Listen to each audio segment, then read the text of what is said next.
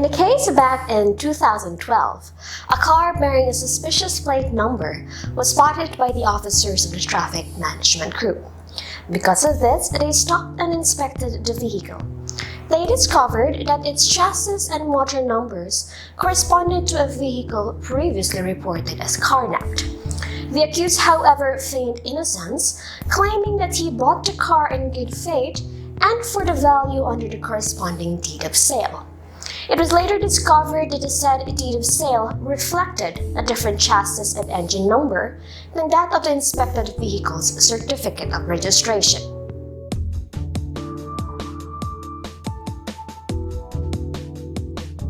The accused was then found guilty of fencing under PD 1612, or the anti-fencing law. This, notwithstanding the defense of good faith.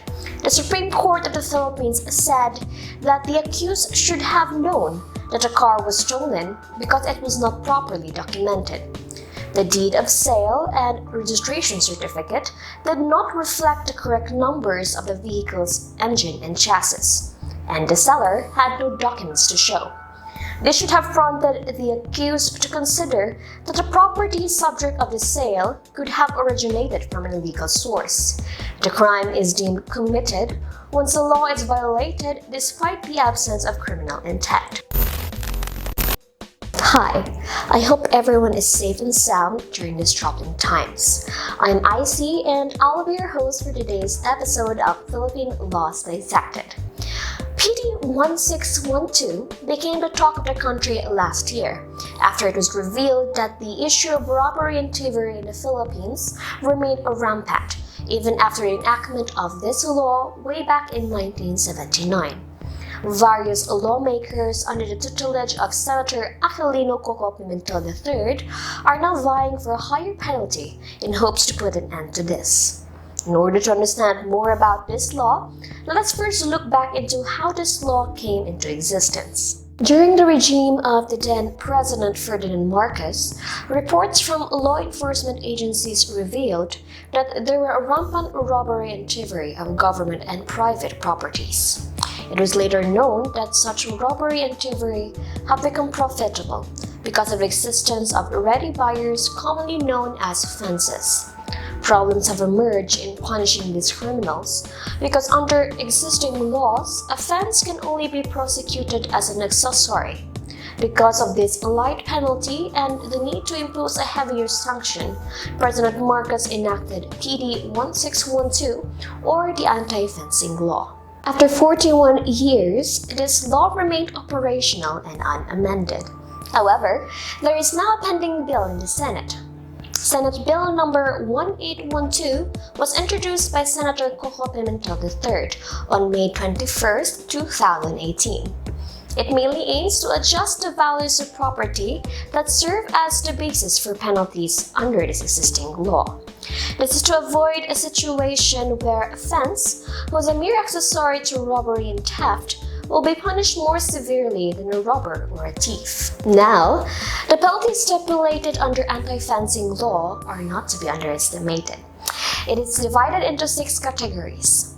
First, the penalty of prison mayor, or 6 years and 1 day to 12 years of imprisonment, is imposed if the value of the property involved is more than 12,000 pesos but not exceeding 22,000 pesos.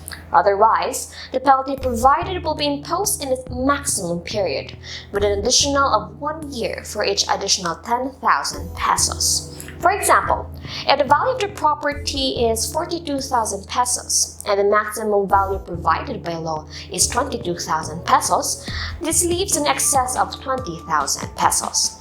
In this example, there will be an additional of 2 years for the additional 20,000 peso excess. However, the total penalty imposed shall not go beyond 20 years. For in such cases, the penalty will be reclusion temporal, or 12 years and 1 day to 20 years, which is not the penalty provided for by law. In addition, the accessory penalty of civil interdiction during the period of sentence or perpetual absolute disqualification will be added to the penalty.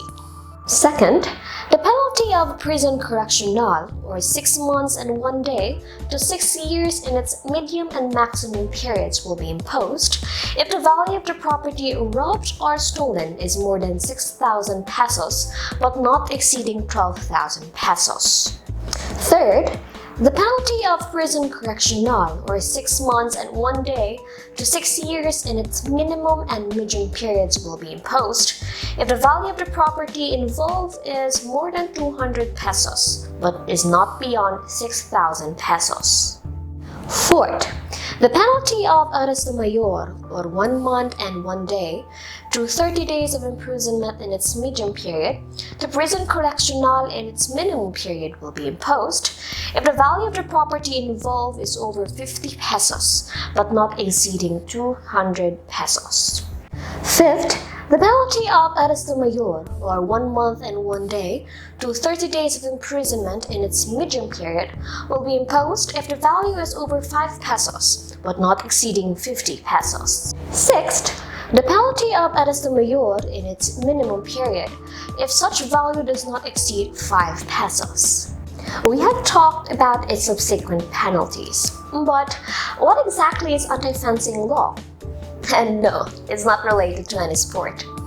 Fencing is defined as the act of any person who, with intent to gain for himself or for another, shall buy, receive, possess, keep, acquire, conceal, sell or dispose of, or shall buy and sell or in any other manner deal in any article, item, object, or anything of value which he knows or should have been known to him to have been derived from the proceeds of the crime of robbery or theft. Which leads us to a question: who are then liable under this law? Any person may be liable under this law for as long as they have committed the act of fencing. In strict technical terms, these persons are called fences. They can be any person, firm, association, corporation or partnership, or other organization, or someone who commits the act of fencing. Now, when can a person be held liable under this law? In the Philippines, in order for a person to be held liable under PD 1612, all of the elements of the crime should be present. First, a robbery or theft has been committed. Second, that the accused who took no part in the robbery or theft buys, receives, possesses, keeps, acquires, conceals, sells or disposes, or buys and sells, or in any other manner that deals in any article or object taken during the robbery or theft. Third, the accused knows or should have been known to him that the thing was derived from that crime. And lastly, by the deal he makes, he intends to gain for himself or for another. It should be taken note that fencing is a crime involving moral turpitude. Simply put, it is a conduct that shocks public conscience because it does not fall within the moral standards of society. It is heavily emphasized in the third element. Actual knowledge of the fact that the property was stolen displays the same degree of malicious deprivation of another's property as that of the crimes of robbery and theft. All of these are crimes against moral turpitude, as all displays the same degree of perversion or the lack of moral standards. Basically, if you are someone who bought a car that is stolen from another and you knew that the car was stolen one way or another, then you have the same guilt as that of the person who stole that car. Although your participation varied from that of the robber or the thief, you still had the same willful intent, which is to wrongfully prejudice another for personal gain. This holds true even if you did not have actual knowledge, but mere knowledge of the property's origin. In the case of Rolando P. de la Torre versus Kamalek with GR number 121592, July 5, 1996, the Supreme Court of the Philippines ruled that when a knowledge of the existence of a particular fact is an element of an offense, such knowledge is established if a person is aware of the high probability of its existence, unless he actually believes that it does not exist. On the other hand, the words should know denote the fact that a person of reasonable prudence and intelligence would ascertain the fact in the performance of his duty to another, or would govern his conduct upon assumption that such fact exists. This then leaves us the presumption regarding the crime of fencing. The court presumes the fact that a property of dubious origins should already be a warning for cautious buyers in buying it. Fencing is a malum prohibitum. It is an offense prohibited by statute, but not inherently evil or wrong. In this kind of offense, the intent of the offender is immaterial. The act is punished merely because the state deems it as illegal. Hence, the mere fact that a person possesses any good, article, item, object, or anything of value which have been the subject of robbery or thievery shall give rise to the prima facie evidence of fencing. The law does not require the proof of purchase of the stolen articles, as mere possession thereof is enough to give rise to a presumption of fencing. Now, imagine this. A person comes to you crying and asking for advice. He was accused as someone who bought a phone that was allegedly stolen by another. Now, the owner of the phone is filing a criminal complaint of fencing against him. What will be your advice? Well, you can provide pieces of evidence that are convincing and sufficient enough to prove that your client acted in good faith. Lack of knowledge that an item has been the subject of robbery and thievery is incomplete. This presumption can be rebutted only if the accused can provide sufficient and convincing evidence that he acted in good faith.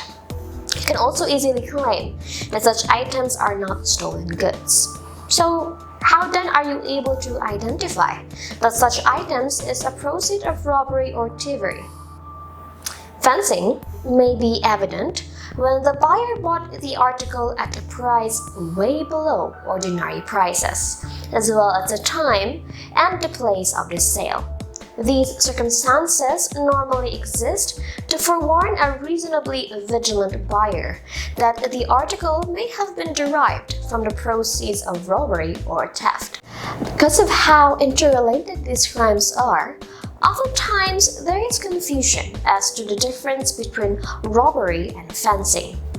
Robbery is the taking of any personal property belonging to another with intent to gain by means of violence against or intimidation of any person or using of force upon anything. Fencing, on the other hand, is the buying, selling, or possessing of any proceeds of the crime of robbery and theft. The crimes of robbery and fencing are clearly then two different offenses. The law on fencing does not require that the accused to have participated in the criminal design to commit or to have been in any ways involved in the commission of the crime of robbery or theft. Neither is a crime of robbery or theft made to depend on an act of fencing in order that it can be consummated.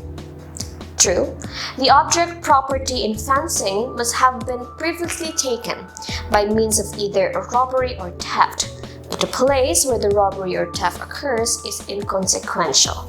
Let us put this into perspective. Let's say Juan de la Cruz stole a bag by pointing a knife towards Maria, demanding her to give her bag while she was on her way home from work. Afraid for her life, she immediately gave her bag to Juan. Juan then ran off by boarding a motorcycle. 2 days following the robbery, Juan sold the phone which was inside the bag to his sister Peralta, without him knowing that Peralta and Maria were actually classmates. Peralta brought the phone to school, and the phone was identified by Maria as hers. What are then the liabilities of Juan and Peralta in this scenario? Well, in this case, Juan may be liable for robbery, while Peralta may be liable for PD 1612 or the anti-fencing law. Juan, through violence and intimidation, stole Maria's bag. Peralta, although she did not participate in the crime of robbery, will be liable for anti-fencing law because the phone was a proceed of the crime of robbery. Peralta, being a sister of Juan, should have known the dubious origins of the phone and should have been cautious in deciding to buy it. Now that we know the ins and outs of this law, as sellers, consumers, and buyers, it is expected of us to be vigilant in knowing the origins of the goods or items that we have, sell, or buy. Well, this ends today's episode of Philippine Laws Dissected. Stay safe, everyone, and have a great day.